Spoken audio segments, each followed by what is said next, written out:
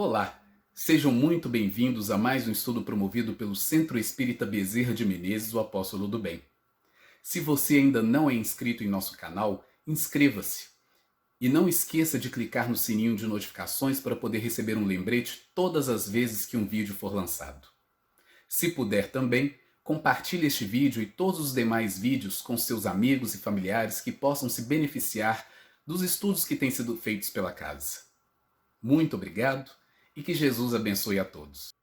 Presente para Jesus.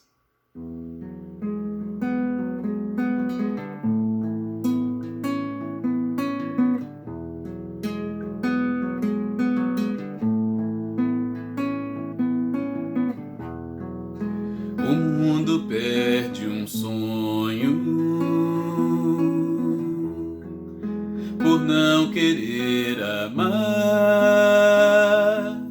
e vai então como um sol sem luz,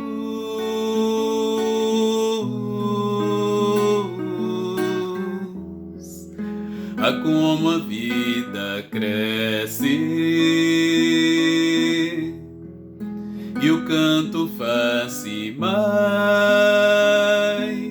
e a paz está com você, Jesus, agora, hoje e sempre, para se viver melhor. Eu sei que é preciso ter você dentro de mim, agora, hoje e sempre, renovar no amor, irmão, estar junto a seus passos,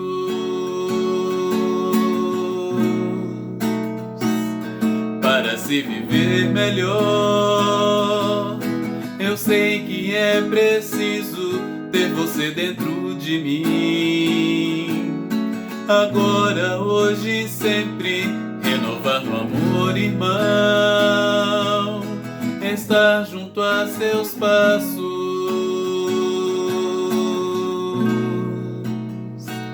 É sua esta canção,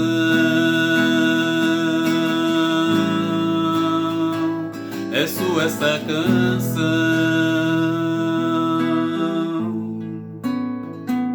é sua esta canção.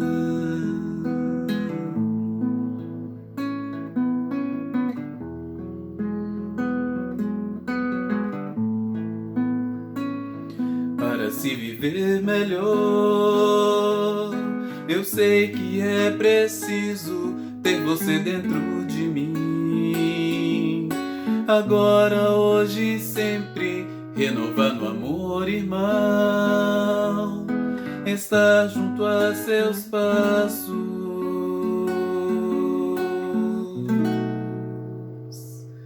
É sua esta canção.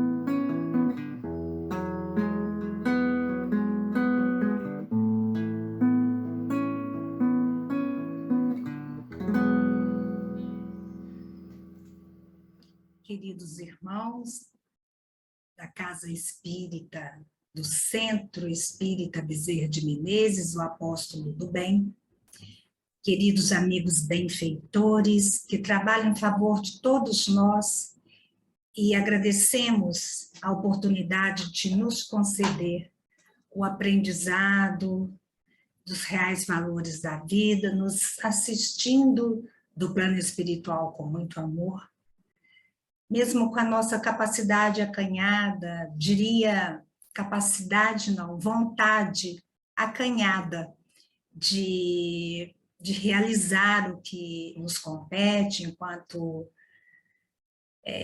filhos do Pai, a caminho de um aprendizado, de evoluir cada um na sua individualidade, formando ali um todo, um só corpo do Cristo.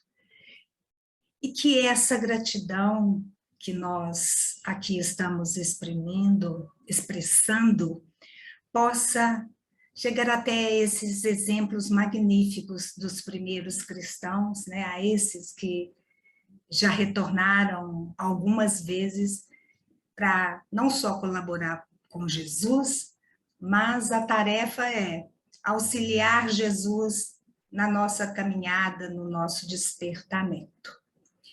É um assunto difícil de falar no momento, né? Mas nós vamos aqui, com a ajuda dos benfeitores e o amparo de todos aqueles que vibram por nós, tentar trazer alguma coisa e, quem sabe, despertar em cada um que ouvir a vontade de servir, a vontade de ser um espírita melhor, uma pessoa de bem, né?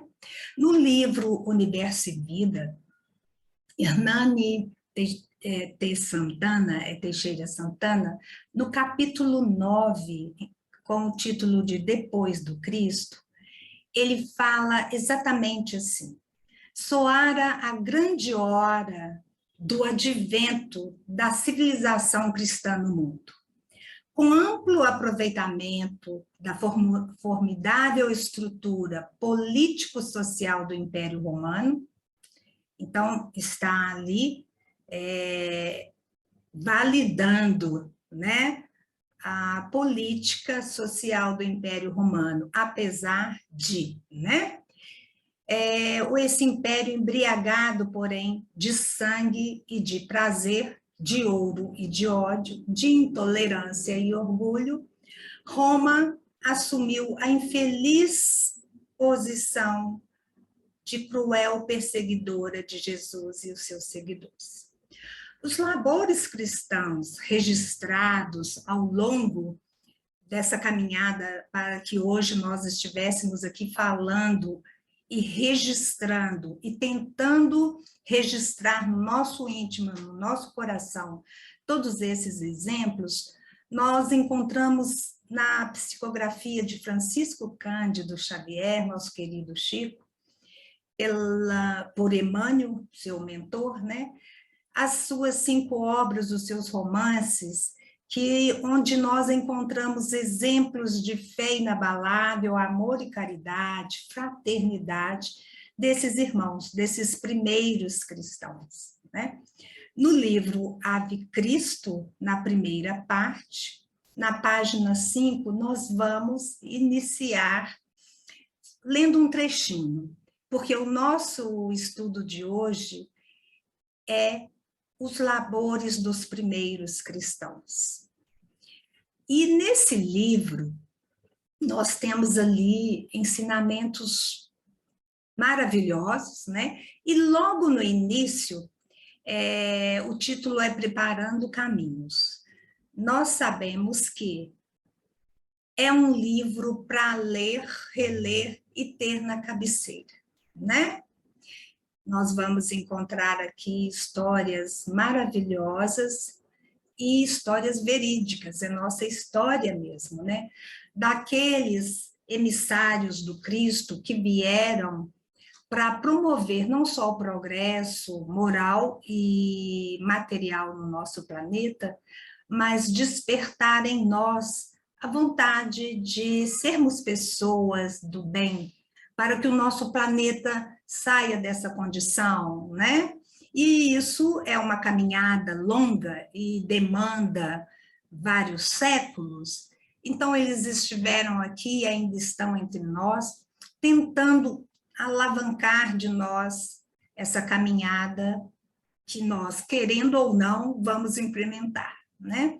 E logo no início desse capítulo, que é o capítulo 1, Emmanuel traz assim: quase 200 anos de cristianismo começavam a modificar a paisagem do mundo.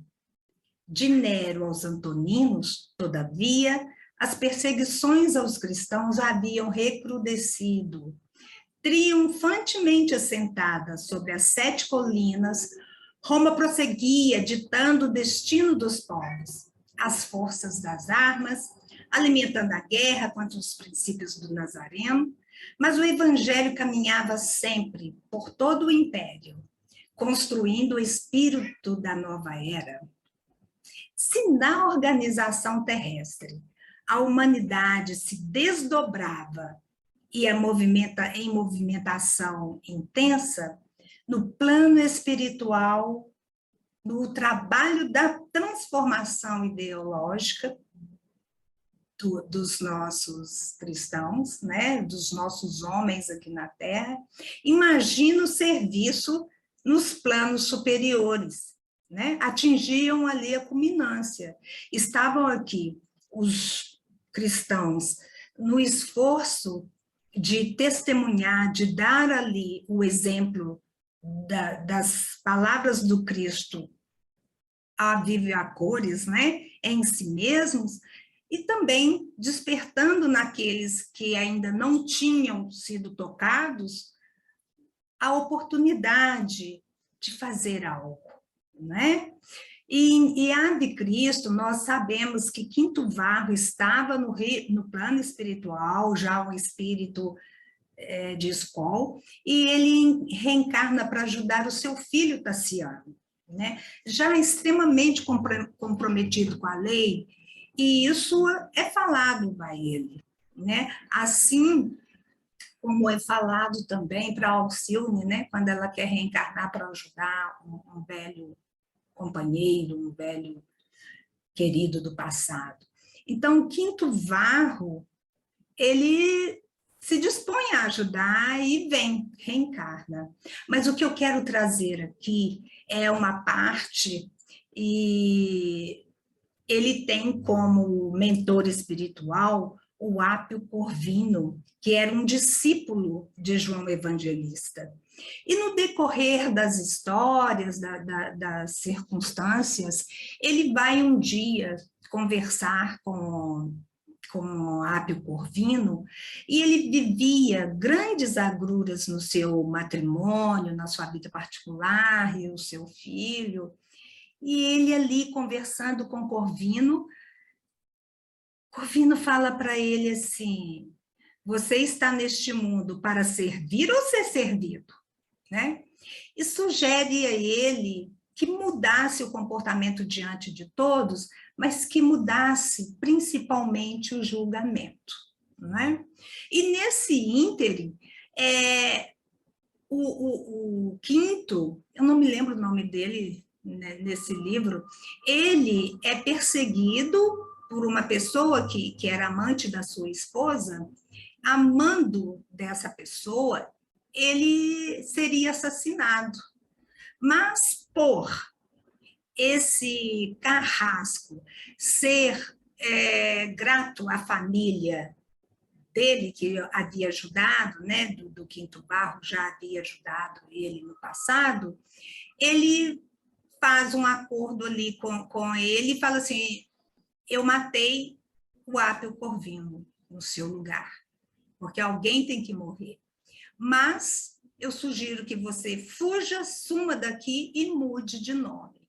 Quando ele corre para atender Apio Corvino, que era o seu querido, seu amigo ali, aquele que ele estava o tempo todo, e ele já era um servidor do Cristo, né? Tudo girava em torno da perseguição aos cristãos.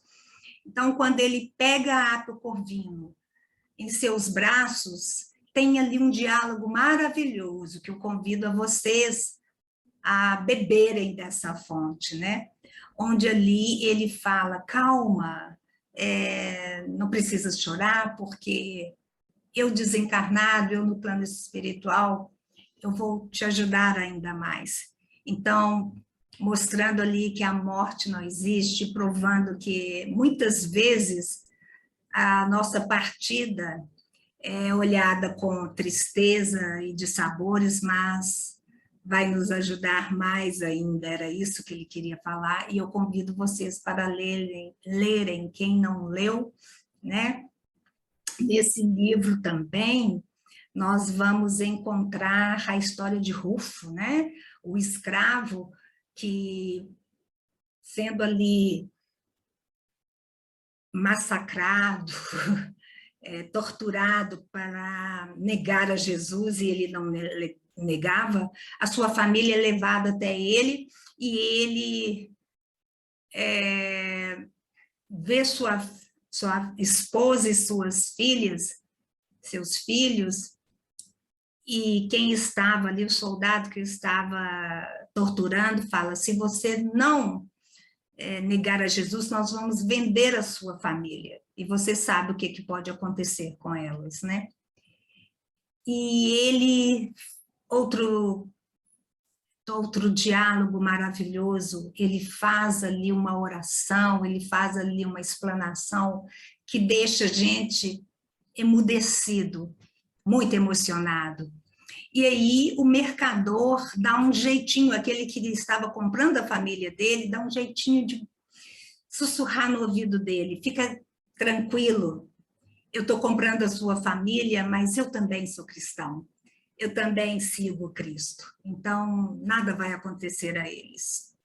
E nós vamos lembrar que Rufo foi uma das reencarnações de Eurípides Barçanufo, nós já falamos isso aqui em outro estudo, né?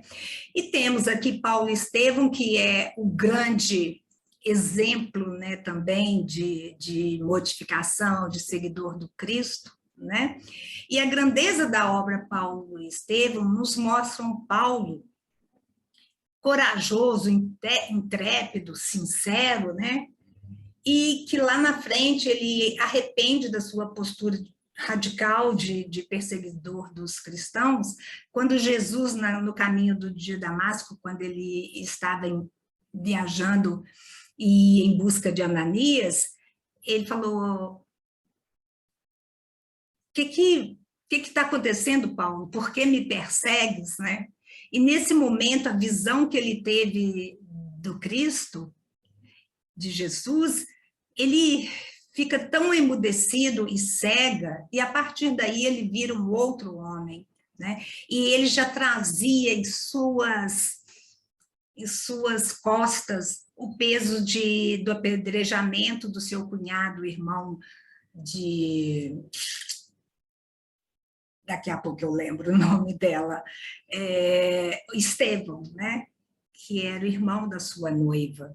Então, toda essa história, ela é registrada em Atos dos Apóstolos, mas quando se lê os romances de Emmanuel, é que a gente tem a dimensão da importância do trabalho desse convertido de Damasco para a história do cristianismo, né?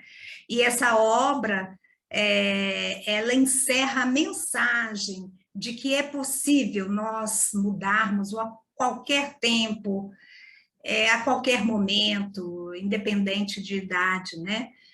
Porém, toda mudança, ela acarreta ali consequências, né? Nós vamos encontrar também no livro 2000 anos,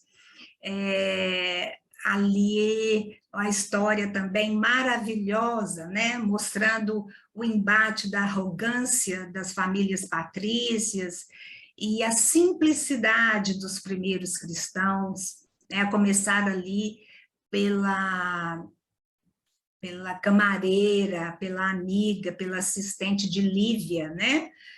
Que é uma cristã exemplar, maravilhosa, um espírito de escola, e que Públio Lentulus, que era o seu marido, ou Públio Lentulus, vai aprender muito durante essa trajetória dele, porque ele conhece Jesus e mesmo assim ele não se sente tocado o suficiente, né? Mas depois existe a transformação de Emmanuel, de Públio, porque ele é o Emmanuel, né? O mentor de Chico Xavier. Nós vamos encontrar também, 50 anos depois, que é a sua história continuando, ele vem como um escravo nestório, tem uma história maravilhosa, né? Somente os séculos de trabalho e dor poderão anular os séculos de egoísmo, orgulho e ambição, que nos conduziram à iniquidade. Então, nós queixamos tanto porque estamos aqui nessa terra tão sofrida, mas o que nós fizemos para merecer estar aqui? E o que nós fizemos para merecer estar em outro orbe, né? Então, passados 50 anos de sua trajetória como senador Públio Lentulus, o espírito Emmanuel retorna à existência terrena em uma realidade totalmente diferente da anterior. Ele vem como o escravo Nestório. É uma história maravilhosa, né? E a gente vai mais lá na frente conhecer a jovem Célia, mulher de coração sublime, e que vivenciou as lições de Jesus de uma maneira profunda, intensamente influenciou Nestório, com exemplos de humildade, de calma, em pleno cristianismo nascente, no século II. Então, tem o livro Renúncia, maravilhoso, de Emmanuel também, né, onde nós vamos encontrar Alcione, a alma assim, desvelada, morava já no orbe de Sírios, né? E ela se presta assim, a ajudar um irmão que estava aqui reencarnado, isso no século XVII. Então, é uma história muito bonita, e a gente vai encontrar ali a história como de Emmanuel como o padre Damiano, né? Vigário de uma igreja de São Vicente, em Ávila, na Espanha, e é uma história que nos toca muito, não podemos deixar de ler. Mas a história dos primeiros cristãos nós encontramos na Bíblia, no livro de Atos, né? Atos dos Apóstolos. Nós vamos encontrar registros preciosíssimos desses primeiros cristãos, e principalmente após a partida de Cristo, a partida de Jesus, né? Após a crucificação.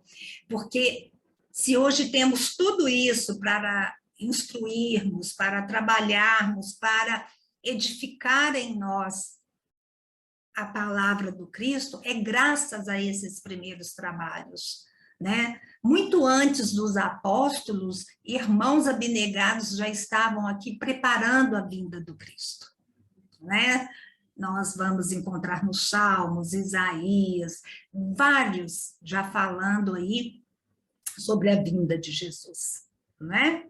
Então, esses escritos também, não é só a Bíblia que traz, não. Nós vamos encontrar nos pais da igreja, né? Aqueles escritos de Irineu, Clemente de Alexandria, Tertuliano, Orígenes, Eusébio e Jerônimo, todos esses pais da igreja afirmam que o autor do livro de Atos é Lucas, sim, e menciona principalmente Clemente de Alexandria. Ele traz para nós que o Evangelho de Lucas é aquele que era muito amigo de Paulo, e aí ele se dedicou a registrar todas aquelas passagens, Atos dos Apóstolos, muito mais para Paulo. E nós vamos lembrar que Paulo vai falar lá em Colossenses 14, versículo 4, que Lucas é o médico amado, e Demas, né, o outro companheiro. Clemente de Alexandria, ele foi escritor, teólogo, apologista e mitólogo cristão grego, nascido em Atenas. Ele pesquisou as lendas menos compatíveis com os valores cristãos. Sua abertura às fontes familiares, aos não cristãos, ajudou a tornar o cristianismo mais aceitável para muitos deles. Nós sabemos que muitos dos gregos, eles eram ali politeístas, principalmente, né, os helenistas, e eles não criam no Deus único, assim como os judeus, né? Clemente foi um erudito na sua época, a época em que os cristãos eram geralmente pouco letrados e abertamente hostis e intelectuais. Não obstante, foi capaz de construir argumentos lógicos, convincentes, baseados nas escrituras e na filosofia, a favor do cristianismo, pasmem, e contra os gnósticos de Valentim, que baseados em Alexandria, o mais importante centro de atividade intelectual da época, estava em plena expansão, né? Então, ele ali defendia que o que Jesus havia falado procedia, né? Ele defendeu a fraternidade e a repartição das riquezas entre o homem, observando o livre-arbítrio.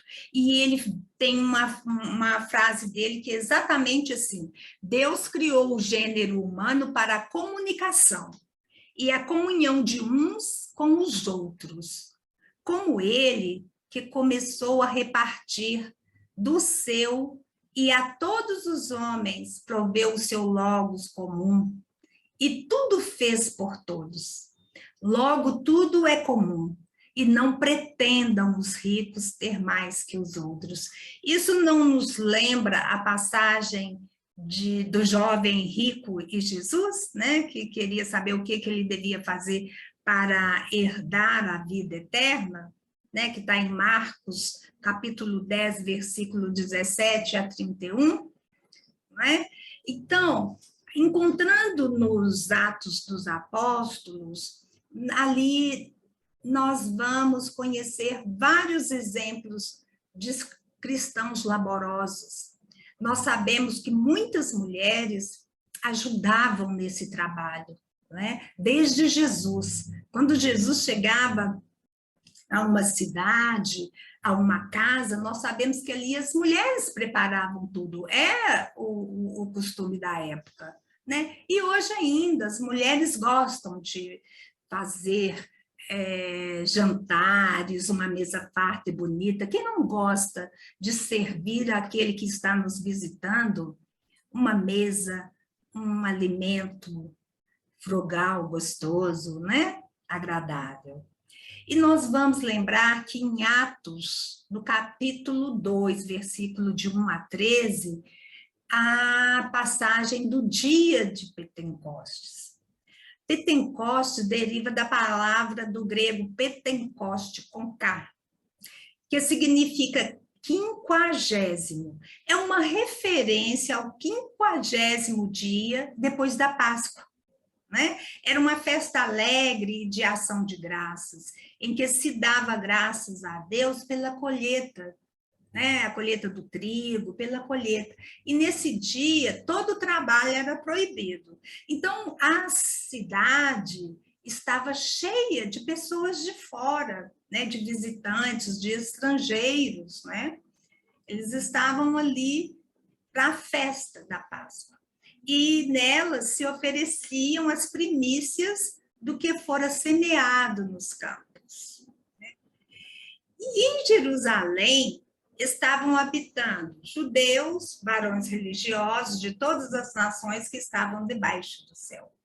E correndo aquela voz ajuntou, eu estou lendo o capítulo 2, versículo de 1 a 13, tá? E em Jerusalém estavam habitando judeus, varões religiosos de todas as nações que estavam debaixo do céu. E correndo aquela voz, ajuntou-se uma multidão e estava confusa, porque cada um os ouvia falar na sua própria língua. E todos pasmavam e se maravilhavam, dizendo uns aos outros: pois que não são galileus todos esses homens que estão falando? Como, pois, os ouvimos, cada um na sua própria língua em que somos nascidos?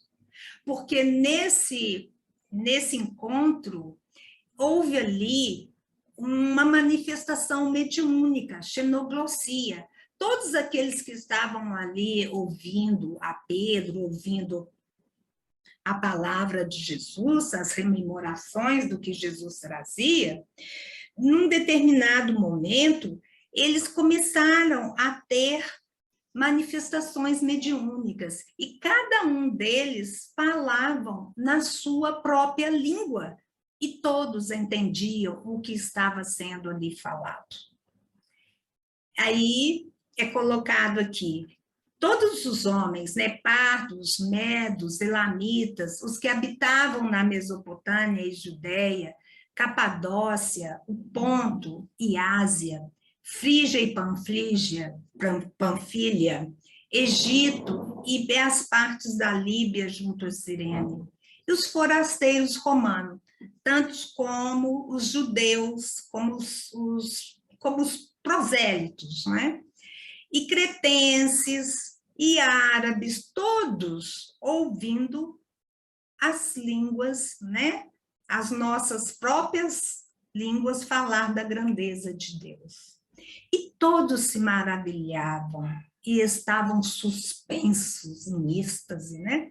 Dizendo uns para os outros: que quer dizer? E outros zombando diziam: estão cheios de mosto, de demônio, né? Aqueles que não acreditavam, aqueles que estavam sempre testando Jesus, continuavam testando os seus seguidores, não é? Provocando, né? Tentando ali tirar deles aquela convicção, aquela fé inabalável. Impossível, né? Então, isso nós encontramos em Atos dos Apóstolos, capítulo 2, versículo de 1 a 13. Vários povos estavam presentes nessa festa, né? E cada um ali falou na sua língua, e aqueles que estavam assistindo entenderam tudo. Então, aquilo correu por todo o canto, né? O pessoal gosta de comentar, né, gente? Naquela época existia fofoca, hoje não existe mais, não é assim? Então, naquela época existia fofoca. Então, boa parte daqueles que estavam ali também eram helenistas, né? Gregos, ou seja, aqueles que vieram do mundo greco-romano. Eles não tinham, obviamente, raízes judaicas, tinham algumas diferenças significativas. Eles não conheciam o aramaico, a língua falada na Judéia, né? Nós vemos isso em Atos, capítulo 6, versículo 1. E eles, então, não falavam aquela língua do aramaico como os judeus da Judéia, como os hebreus, né? Eles não tinham raízes espirituais tão profundas, eles eram oriundos de um mundo pagão. Por isso mesmo, eles tinham grande capacidade de se converterem, né? Tinham uma mente mais aberta, menos julgamento, menos crítica, né? Então, eles aceitaram aquelas palavras e ficaram maravilhados, entendendo que aquelas palavras de Jesus eram palavras de cunho inclusivo, que ali abarcava todo mundo, não era aquela coisa separativista, né? Não era exclusivistas, né? Como os judeus excluíam algumas pessoas, né? Então, os romanos excluíam também. A mente era mais aberta. E eles saíram a divulgar o evangelho, né? Como muitos outros judeus, né? Hebreus menos resistentes, que acabaram também por entender o caráter inclusivo do evangelho de Jesus e passaram a ser judeus cristãos, né? Na introdução do livro dos Apóstolos, nós vamos ver um trecho assim, no prefácio. Tendo muitos elaborado uma narração dos fatos que entre nós se cumpriram, conforme nos transmitiram os que desde o início foram deles testemunhas oculares e ministros da palavra, achei também conveniente contá-los a ti, ó excelentíssimo Teófilo, por sua ordem, tendo-me informado detalhadamente de tudo desde o começo, para que tenhas plena certeza das coisas em que foste ensinado. Esse trecho lembra muito as primeiras linhas do livro Paulo e Estevão, né, que fortalece mais ainda os laços de Lucas com Paulo, né? olha bem, as primeiras linhas trazem assim: não são poucos os trabalhos que correm no mundo, relativamente à tarefa gloriosa do apóstolo dos gentios. É justo, pois, esperarmos a interrogativa. Por mais um livro, por que mais um livro sobre Paulo de Tarso, né? Homenagem ao grande trabalhador, nós sabemos que num diálogo dele ali com Lucas, ele fala para Lucas: não, você não vai fazer nada em homenagem a mim, eu não mereço isso. Você vai registrar por Jesus, os ensinamentos de Jesus, porque é isso que os nossos irmãos precisam. Não é sobre mim, é sobre Jesus, né? E continuando mais nas primeiras linhas do livro Paulo e Estevão, traz assim: quanto à primeira hipótese, somos os primeiros a reconhecer que o convertido de Damasco não necessita de nossas mesquinhas homenagens.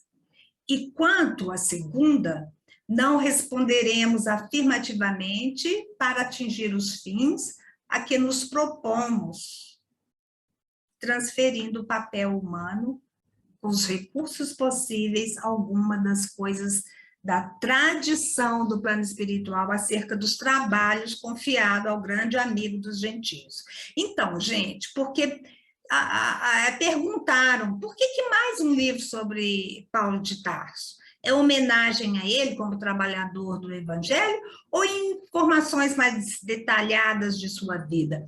É a mesma conversa, né, que ele teve lá com Lucas, Paulo e Lucas, né? E aqui está falando que, quanto à primeira hipótese, somos os primeiros a reconhecer que ele não queria nada, bajulação nenhuma, né? O que ele queria era atingir o fim quanto ao papel humano, quanto ele transformou, né, para ser um servidor e divulgar o evangelho de Jesus, né? Nosso escopo essencial, continuando aqui, não poderia ser apenas rememorar passagens sublimes do tempo apostólico, e sim apresentar, antes de tudo, a figura de um cooperador fiel na sua legítima feição de homem transformado por Jesus e atento ao divino ministério. Atos, o que quer dizer a palavra atos? É do grego praxis, e exprime exatamente o seguinte: é a palavra utilizada lá na antiguidade para descrever os feitos, as realizações de grandes homens. Então, quando Lucas escreve ali Atos dos Apóstolos, ele está registrando os labores destes homens, né? Os labores de Pedro, de Paulo, todos estes que foram mestres para nós. Abigail, a noiva de Paulo, que eu esqueci lá no início, Abigail, irmã de Estevão. Estevão, que mesmo sem conhecer Jesus, ele lia as escrituras e era um exemplo de cristão, de fraternidade, de amor, né? E revela também feitos mediúnicos notáveis esse livro de Atos, né? No capítulo de 1 a 12, nós vamos encontrar Pedro ali nos seus feitos, e de 13 a 28, nós vamos encontrar Paulo e o seu trabalho. Não tem como deixar de enfatizar Paulo nesse trabalho maravilhoso, né, de transformar-se em um homem a duras penas, que ele sofreu muito o desprezo da família, dos amigos, e sobre o seu tear, ali ele foi aprendendo, e através de muita renúncia, ele nos deixa um legado imenso, né? Nós sabemos, né, gente, que esses trabalhadores, é difícil citar nomes, porque são muitos, então alguns vão ficar sem citar, mas basta a gente pegar todas essas obras, esses romances de Emmanuel, e o Velho Testamento também, não é? Porque não, os labores cristãos não começaram só depois de Cristo, não. Eles eram lá desde os primeiros enviados para a Terra para preparar o nosso planeta para a vinda futura de Jesus. E isso levou milênios, não é? Milênios. Nós vamos lembrar aqui que Paulo foi aquele que, por crer no que ele defendia, né? Ele era um trabalhador, mas a mesma intensidade que ele colocava no seu trabalho como perseguidor dos cristãos, quando ele é tocado por Jesus, ele muda assim de forma imediata. E tem algumas situações em nossas vidas que nós precisamos de um choque mesmo, algum acidente grave, alguma doença grave, alguma perda significativa, né? O afastamento de uma pessoa querida, porque às vezes a gente está morto-vivo, né? Não morto perante a carne, mas morto perante o espírito. É bem provável que Lucas tenha escrito Atos dos Apóstolos antes mesmo do primeiro cárcere de Paulo em Roma, por volta dos anos 60, 70 depois de Cristo. O que explica o fim abrupto do texto, que deixa Paulo esperando para ser julgado por César, né? E eles eram muito amigos, quando é registrado lá em Atos 16, versículo de 10 a 17, lá na frente também, 28, capítulo 28, versículo 16, onde Lucas está com Paulo, e Paulo tem a visão, né, daquele homem pedindo que ele visitasse a Macedônia, que precisava que ele passasse por lá, porque eles estavam necessitados da pessoa dele. Então, nós vemos que o livro Paulo e Estevão traz ali vários relatos de mediunidade, né? Não se sabe, eu não encontrei quem era Teófilo, viu? Não encontrei. Mas a forma como Lucas se refere a ele, excelentíssimo Teófilo, né? Teófilo, Lucas 1, versículo 3, ele traz, assim, o tratamento assim.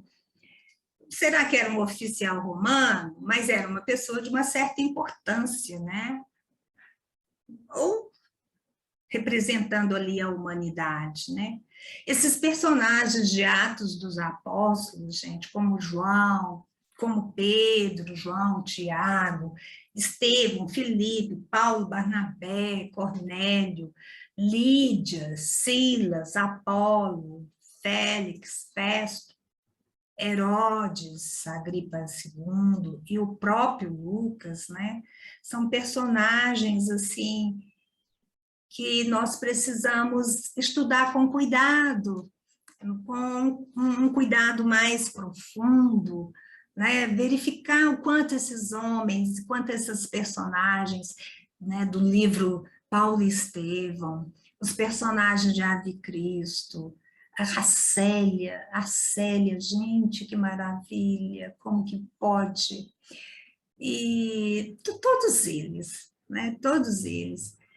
E nós sabemos que Lucas enfatiza muito que Jesus era o Messias, né, de Israel, o muito esperado, e demonstra que o evangelho do reino era oferecido a todos os homens, e não somente ao povo judeu. Então, quando a gente estuda um pouquinho e percebe que nós ainda somos exclusivistas quando a gente vê que em algumas atitudes a gente, ao invés de incluir, a gente exclui, a gente julga. Nós vemos o quanto nós precisamos aprender com esses trabalhadores e o quanto a gente ainda está distante deles. Mas vamos reconhecer também o quanto nós já fizemos para modificar isso, né? Vamos olhar para nós 10 anos atrás, 20, 30, 40, e por aí vai, a gente nem se reconhece, né? A gente tem um certo cuidado, mas não tem o cuidado devido, né? Nós estamos em transição ainda. Será até quando?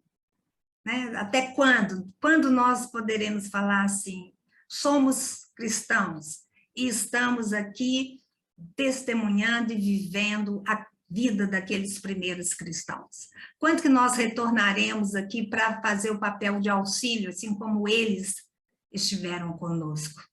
Lívia, na ajuda a Públio Lentulus, né? Alcione auxiliando Carlos, como que é isso? Célia, Nestório, porque a gente sabe que a vanguarda estende a mão à retaguarda sempre, sempre, sempre, né? Nós somos muito auxiliados, né? Os irmãos velam por nós, né? Cristo vela por nós. E nós, caminhando para o final, nós vamos lembrar, fechando aqui com o livro Universo e Vida também, com Hernani Santana, no capítulo 9, depois do Cristo, que é o título. Ele fala assim, depois de 400 anos, ante a falência de Roma e da Igreja Católica, as potências do céu decidiram que a civilização ocidental deveria ser reconstruída. No esforço de preparar um advento de uma nova era, grandes emissários de Jesus foram enviados à Terra para regenerar o cristianismo e reavivar a chamada sagrada fé, a chama sagrada da fé. Reavivar a chama sagrada da fé. E aí nós vamos lembrar de todos esses colaboradores, né, na Igreja Católica, que vieram fundamentando para nós a importância dos valores espirituais, valores que a traça não rói e a ferrugem não consome. Então, nós vamos lembrar aqui de São Bento, né? Foi enviado também Maomé, mas ele desviou-se, não. O apelo material foi mais forte, né? Santa Teresa d'Ávila, Santa Teresinha de Lisieux, e muitos outros, né? Padre Claude e todas as outras suas reencarnações, Jerônimo, Francisco Xavier, né, daquela época, então, e muitos outros que através dos seus Francisco de Assis, Clara de Assis, que hoje nós sabemos que é a nossa veneranda Joana de Anjos, e todos esses que estão ainda reencarnados e estão reencarnando, chegando para nos ajudar nessa transição futura e que nós possamos fazer jus a esses colaboradores fiéis, esses irmãos amorosos. Nós agradecemos a oportunidade e que as bênçãos do alto possam fortalecer a todos da nossa casa, Bezerra de Menezes, mas toda a humanidade, lembrando que o Cristo nos trouxe a paz do mundo, eu não vou lá dou como o mundo a dar, mas a minha paz eu vos deixo, a minha paz eu vos dou. Muita paz para todos, muito obrigada, boa noite.